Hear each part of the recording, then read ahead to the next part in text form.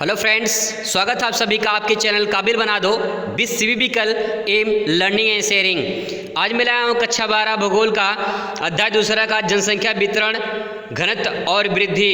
इसका पार्ट 3 बहुत बेहतरीन तरीके से आज लास्ट वीडियो है, इसको ख़त्म कर देंगे दोस्तों। आज हम लोग बात करते हैं तीसरे पार्ट पर। तो दोस्तों तीसरा पार्ट आज हमारा है काफ़ी इम्पॉर्टेंट महत्वपूर्ण प्रश्न, जनांकीय संक्रमण सिद्धांत की 3 अवस्थाएं। जो 3 अवस्थाएं हैं उसके बारे में हम लोग समझने की कोशिश करेंगे। जनांकीय संक्रमण सिद्धांत में पहली अवस्था, इसके साथ साथ हम लोग डायग्राम उसको भी समझेंगे। तो बात करें हम लोग पहली अवस्था यानी उच्च जन्म दर और उच्च मृत्यु दर। यानी जो पहली अवस्था है उसमें उच्च जन्म दर और उच्च मृत्यु दर होगा। दूसरा पॉइंट अगर बात करें तो अधिकांश जनसंख्या इसमें कृषि कार्य में संलग्न होते हैं। अगला पॉइंट हमारा है अधिकांश लोग इसमें निरक्षर होते हैं, यानी अनपढ़ लोग होते हैं। अगला पॉइंट है प्रौद्योगिकी का स्तर निम्न होता है, यानी टेक्नोलॉजी निम्न होती है। अगला पॉइंट है महामारी भूखमरी से उच्च मृत्यु दर होता है। तो पहली अवस्था के कुछ पॉइंट थे जो कि काफ़ी इम्पॉर्टेंट पॉइंट हैं, इनको समझने की कोशिश करेंगे। एग्ज़ाम में जो सवाल पूछेंगे आप इस तरह से अगर नोट्स बनाएंगे तो आई होप आपको अच्छे नंबर ये पॉइंट्स दिला सकते हैं। पहली अवस्था, इसका हम लोग डायग्राम के माध्यम से समझने की कोशिश करते हैं कि पहली अवस्था में क्या है। तो पहली अवस्था में जो पॉइंट हमारा है यहाँ पे दे सकते हैं। पहली अवस्था में ये आपकी लाइन जो यहाँ से है ये पहली अवस्था है, यानी प्रथम अवस्था।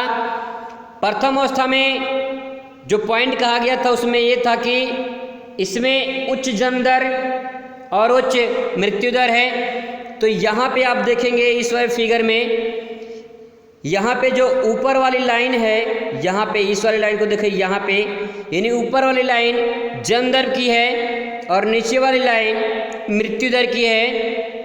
तो यहाँ पे जन्म दर और मृत्यु दर लगभग दोनों बराबर पे हैं, यानी पहली अवस्था में उच्च जन्म दर होती है और उच्च मृत्यु दर होती है। आंकड़ा दे सकते हैं 35 के ऊपर है, यानी उच्च जन्म दर और उच्च मृत्यु दर है। तो ये पॉइंट यहाँ से समझ में आता है। इसमें उच्च जन्म दर उतार चढ़ाव होते रहते हैं। पॉइंट में ध्यान से देखेंगे तो यहाँ पे जो पॉइंट है देखिए, कभी इस तरह से ऐसे जाएगा, ये मृत्यु दर मान लेते हैं, और जन्म दर इस तरह से ऐसे करके।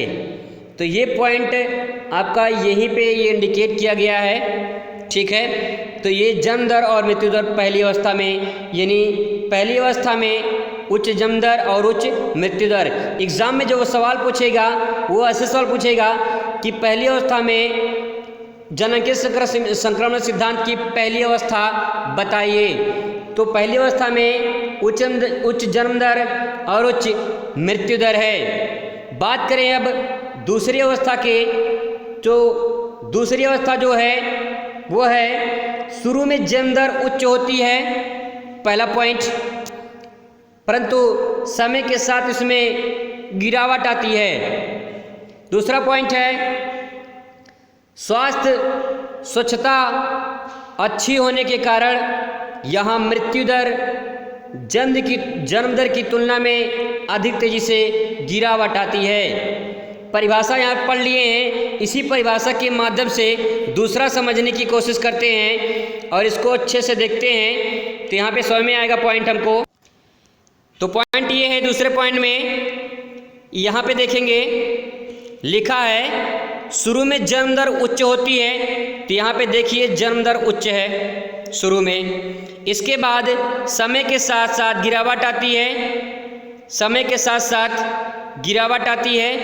तो यहाँ पे देखिए गिरावट आती है, तो यहाँ पे उच्च है, इसके बाद समय के साथ यहाँ पे गिरावट आ रही है। आंकड़े देख सकते हैं यहाँ पे 25, 15, 5, समय के साथ क्या हो रहा है, गिरावट आ रही है। यानी जन्म दर पहले उच्च है, फिर इसके बाद वो उसमें गिरावट आ रही है, वो निचले स्तर पर आ रहा है। ये पहला पॉइंट हो गया। इस पॉइंट में ये कहा गया कि यहाँ पे स्वास्थ्य स्वच्छता अच्छी होने के कारण मृत्यु दर जन्म दर की तुलना में तेजी से गिरावट आती है। देखिए ध्यान से, इस वाले पॉइंट में मृत्यु दर, ये वाली लाइन है मृत्यु दर की, ये वाली लाइन आपकी मृत्यु दर की, ये वाली लाइन। तो यहाँ पे ये वाली लाइन, यहाँ पे स्वास्थ्य अच्छी है, चिकित्सा अच्छी है, और जिसके कारण यहाँ मृत्यु दर तेजी से गिरावट आती है, यानी मृत्यु दर में कमी होती है। ठीक है, तो यहाँ पे देख सकते हैं पॉइंट की तेजी से गिर रहा है। ये पॉइंट क्लियर हो गया होगा आपको। बात करते हैं हम लोग तीसरी अवस्था में। तो तीसरी अवस्था में ये पॉइंट में है कि इसमें जन्म दर और मृत्यु दर दोनों तीव्र गति से गिरावट आती है। इसमें शिक्षित जनसंख्या नगरीय क्षेत्र निवास करती है, मतलब कि इसमें शिक्षित लोग होते हैं और जनसंख्या जो ज़्यादातर होती है नगरों में निवास करती है। उसमें तकनीकी ज्ञान जो होता है, टेक्नोलॉजी का जो ज्ञान होता है वो उच्च होता है।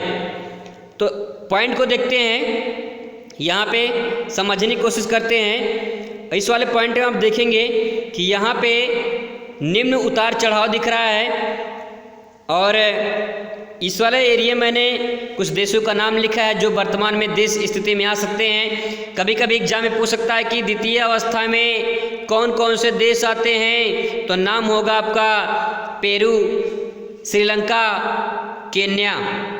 ठीक है, ये दोस्तों ये पेरू नहीं है, ये इसे पेरू लिखाएगा, ये पेरू है। ठीक है, श्रीलंका और केन्या। इसके बाद तीसरी जो अवस्था है, तीसरी अवस्था की बात करें तो निम्न उतार चढ़ाव यहाँ पे दिख रहा है, निम्न उतार चढ़ाव। इसमें जो देश आते हैं कनाडा, जापान, उत्तरी अमेरिका, यानी जो पहली अवस्था है वही तीसरी अवस्था में होती है, लेकिन यहाँ पे निम्न, यहाँ पे उच्च है, यहाँ पे निम्न है। यहाँ पे जन्म मृत्यु दर क्या है, निम्न है। ठीक है, जन्म और मृत्यु दर क्या है, निम्न है, यानी तेजी से गिरावट आती है उसमें। पहली अवस्था में ऐसे था ये वाला फिगर, दूसरी अवस्था में ये वाला फिगर कुछ इस तरह से होता है, तीसरी अवस्था में फिर वही वाला फिगर आता है, पहली वाला अवस्था, लेकिन ये निम्न होता है, ये निम्न, नीचे गिरावट आती है। तो आई होप दोस्तों ये पॉइंट आपको कवर हो चुका होगा। यहाँ पे कुछ और इम्पोर्टेंट पॉइंट मैंने लिखा है, उसको थोड़ा कवर कर लेते हैं। पॉइंट में कहा गया है वर्तमान समय में विकसित राष्ट्रों में जन्म दर और मृत्यु दर दोनों निम्न होती है।